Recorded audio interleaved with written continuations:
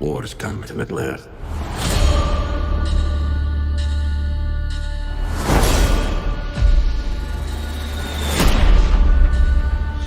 This is the work of Sauron. Okay, lovely, wonderful. So, I suppose the best place to start, and you know, I spoke to JD and Patrick this morning about the fact that they didn't tell you that you were going to be playing Sauron eventually, but that you kind of figured it out. Did you ask them why? They sort of gave some vague reason about, you know, wanting you to be as surprised as everybody else. I think like to play the secret would have maybe given it away, I think is what they said. I think that's roughly what they told me. Yeah. So it's all, that's it, yeah. Well, so tell me, when did you figure it out? Because it seems like you figured it out. I had a few strong hints. I mean, the audition material was like from Paradise Lost and Richard III. So like Richard III and Satan, both quite evil characters. And then I was auditioning a lot with Morveth, who was playing Galadriel. So like, I was like, okay, maybe there is something significant about this Halbrand guy. And then did they send you pages of Satan to prepare? Yeah. Okay. They sent me a monologue by Satan. Okay. It just, in hindsight, I probably should have been a bit villager. Yeah, exactly. Just a good old citizen of Middle Earth. But just we just want to see. So that that should have fully given it away. But no, obviously I have my suspicions. And there were also whispers.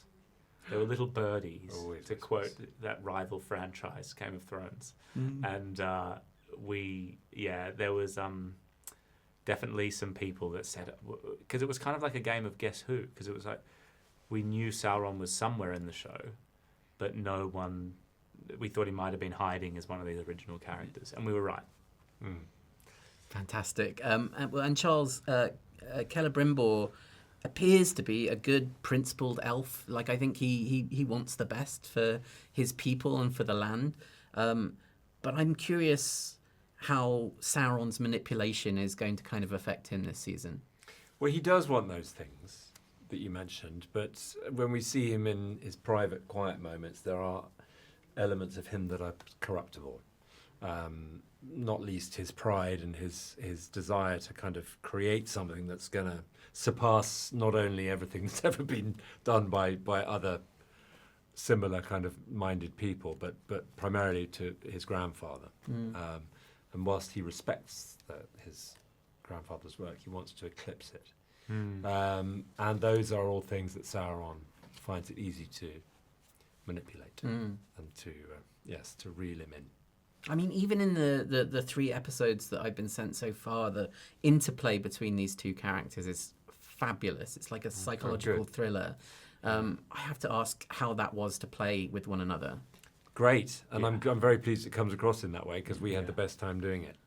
But it is a wonderful opportunity to be given for 2 actors. Yeah. To be given just a story that essentially the 2 of them together in one set over months of work, and to tackle this very well-known Tolkien original story, which has never been done before on screen or anywhere other than just on the page. So it's been a really, really wonderful experience. It really has. We were afforded an incredibly open and amazing work environment, and that made the work feel spontaneous and exciting every day.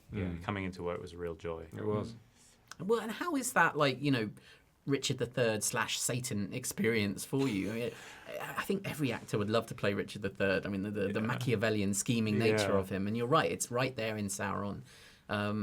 It's funny because I kind of, when I was at drama school and uni, I always got these roles that were quite evil.